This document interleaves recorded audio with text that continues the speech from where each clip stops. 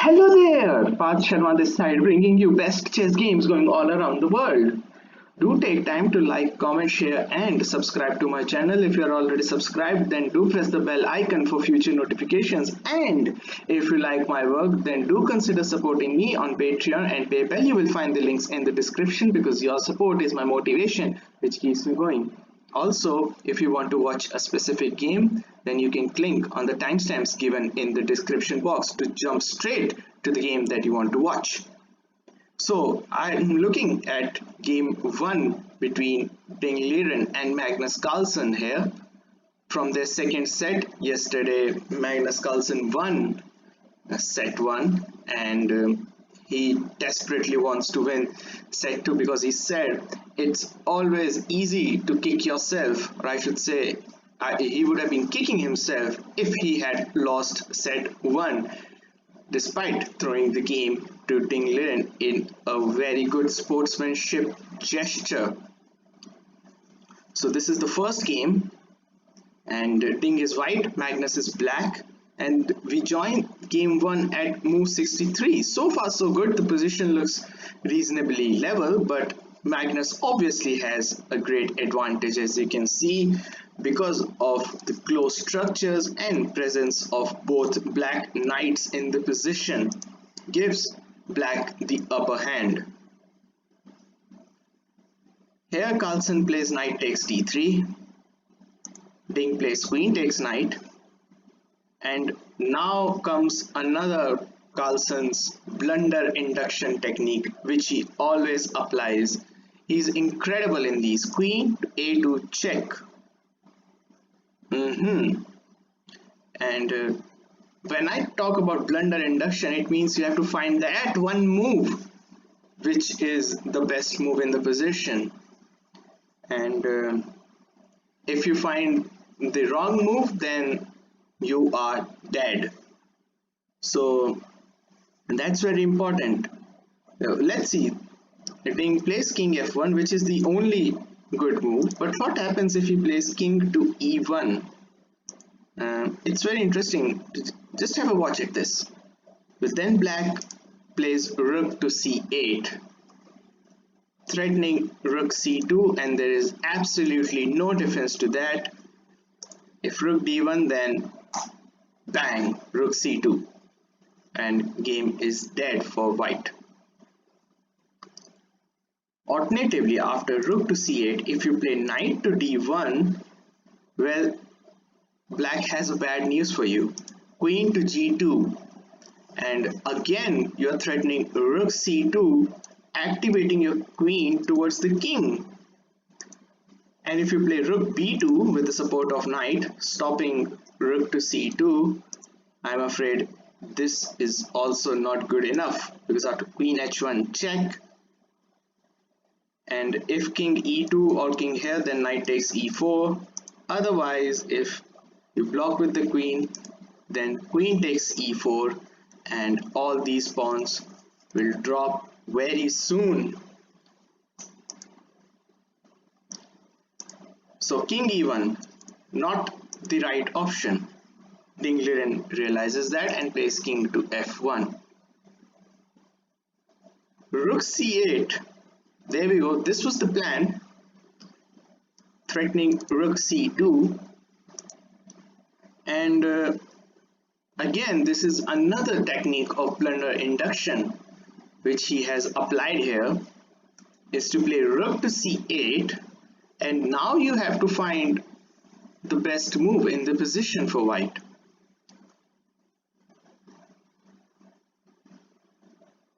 If you found it out, brilliant. And it is very easy to overlook this move, knight to d1. Again, an odd looking move, but what does this do? As you can see, there is no king e1, there is king f1, so now queen g2 is not possible. And if you, let's say, play queen to h2 here, well, then again rook b2 in this case would work. Let me show you. Analyze that. Queen to h2, then actually you can play knight to f2 here, covering this square, and this queen is somewhat locked here. sad situation.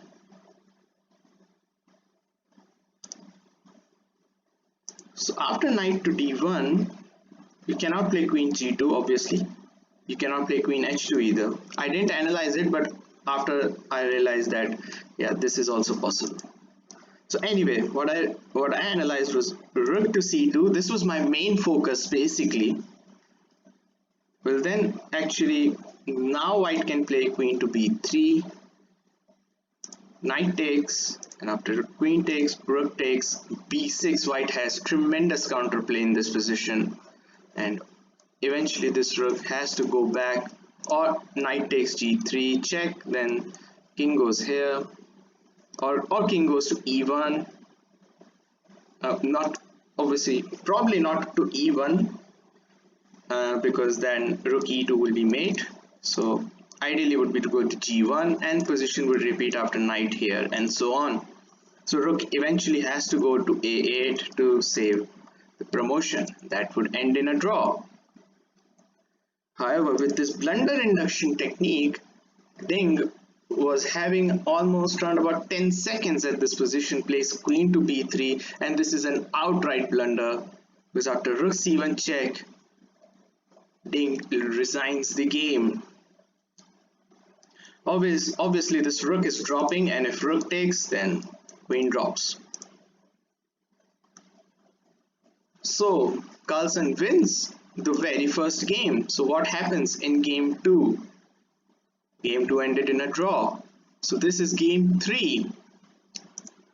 Ding is again white, opens with 1 to c4. In the previous game he played King's Indian, and this time Carlsen plays the traditional English opening, the King's English as they say, with g3, d5, c d5, queen d5, knight f3. So far so good. No fussy, nothing too fussy about it. Knight to c3, gaining a tempo on the queen. Queen goes to its home square. That was pretty strange. Should have gone to d6, because you don't want to move a piece in such a way that it has to return to its home square, and queen for that matter. Or maybe queen a5 could also be an option. Bishop g2, there we go. White continues its development. So does black with knight f6, castles, h6 to stop knight g5 or any future bishop g5 once this d pawn is not there. d3, bishop d6. So we are all following main line, which is sometimes Ding loves to play this bishop e3, as I always said, but the bishop is on d6 and he can still play this. Anyway, he plays b3 in this position, then castles, bishop to b2, fianchetting his queen's bishop is Ding. Rook to e8, because if this knight moves, then there can be a double attack on the pawn, so giving more protection to the pawn. Rook to c1, activating rook to the semi-open file. Bishop to f5, developing the bishop. h3, queen to d7. Now there is double attack battery on this, so king h2 defends the pawn twice. Knight to d4, knight to d2. So far so good, giving more protection to this b3 square if bishop e6 comes in the near future, and also the bishop's line to this b7 pawn is opened, so c6 closing that line. And here he could have played either this knight to e4, or to say the pawn to e4. Pawn to e4 would have led to this backward weakness on this d pawn, as well as it would have also blocked the path of this bishop. So e4 may or may not have been a good option, but probably this knight should have been here, and still it would have been better for Ding. Nevertheless, e3 is played. Knight to b5 by Magnus. Knights are exchanged. C takes. The bishop can't take the pawn at the moment because the queen is defending. So knight to f3, and now you can see this backward weakness. As I already mentioned, this d pawn is very fragile in this position, and it's not very good way to defend this pawn. So basically you try to continue with development, Magnus plays rook a to d8 with the clear intention to put more pressure on this pawn and also to removing this bishop from the queen and the rook's way, bang, down to d3. So he plays e4, he closes the line to this bishop to here, bishop to e6, and now I think to avoid this weakness he should have played d4, to giving this pawn may have been a better option, but it won't be, I would say, not a pawn sacrifice, because then the pawn would simply recapture, and maybe d4 should have been a better idea. The position still would have been playable, but here Ding takes the pawn on e5, which was pretty strange. After bishop takes, knight takes, queen d6 is directly not only looking at the knight but also looking at the pawn on a3, and obviously the pawn is blocking that knight c4 move. Peculiar situation. Carlsen eventually gets his pawn back, and here Ding makes a critical mistake. He should have gone for, let's say, rook to a1 in this position. So queen b4 is to create more pressure on this b3 pawn. And let's say after queen to e1, if you go, let's say, bishop takes, then takes, and then rook to b1, eventually would win, I would say, get back the pawn. But after queen takes, rook f takes, b6 defends the pawn from the rook, b4, and now Magnus would close the structure. This is not the game, by the way, this variation. So bishop f1, rook c8, and if you're given rook c8, then d4 is absolutely fine.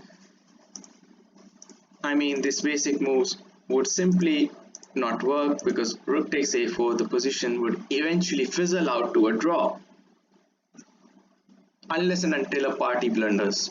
That's a different story altogether. Queen takes a3. After queen takes a3, rook a1, probably the best move in the position, because queen takes, then rook would be attacking the pawn to get back the pawn. But he plays d4. I think he hastily plays d4, and I didn't like this move, because now after bishop takes b3, suddenly these two connected passes along with this backward b pawn and have absolutely no competitors on the queen side, and they will eventually run down the board. Queen d3 trying to pin this bishop, but I'm afraid you won't be able to. Queen b4, and if you, let's say, try rook here, then a4 cements this bishop. There's absolutely no pawn, no way that, I would say, absolutely no way that you can dislodge this bishop from b3. So he plays d5. So Ding tries to push his own passed pawn on d5, rook to c8, d6, rook c to d8, rook comes back because the d7 move was threatened with a fork, and now he actually should have played rook b1, then a4 would have, as I already mentioned, would have cemented this bishop on b3. Maybe still, as I said, black would be winning also in that case, but d7 by Ding literally finishes the job off. Knight has to take it. Knight takes, and obviously don't want to play rook here, because then knight f6 check will pick the rook. That would be heartbreak. Bishop c4 is creating this skewer. He plays queen d1, and Carlsen plays queen to e7, after which Ding Liren resigns the game. But what happens if bishop takes? Then bishop takes, and this knight is perfectly safe here. Obviously, already mentioned, rook here won't be possible because of this, and if queen goes here, then you can take the pawn on b5 defending this knight, and that would be okay. So that's why after queen d1 he plays queen e7, and it was in this position that Ding Liren resigns the game. pretty much sounded like an Agate Mater video, but anyway, I won't try to imitate that guy. He's too good. And yeah, there's absolutely no hope, no hurry in taking this rook. If you move this rook, then rook takes knight. It's coming anyway. Otherwise, as you can see, two connected passes along with this backward b pawn with no competitors on the queen side.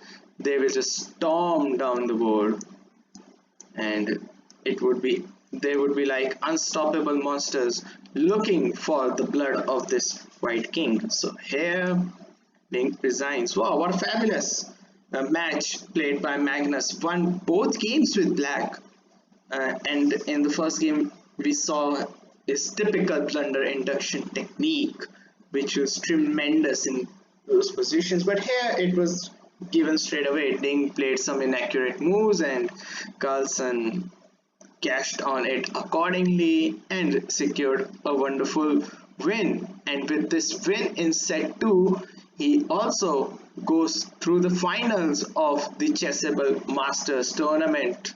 So we have first finalist, and I would be hoping to see another finalist. Who it be, whether it be Anish or whether it be Jan Nepomniachtchi. We will find out. And it was a tough battle today as well, the Anish and Jan. I think Jan equalized in the set, so we will come back for set 3 to know who the second finalist would be. Well, until then, stay safe, and I hope you liked the video. I hope you liked my analysis. Thanks for watching. Cheers. Bye.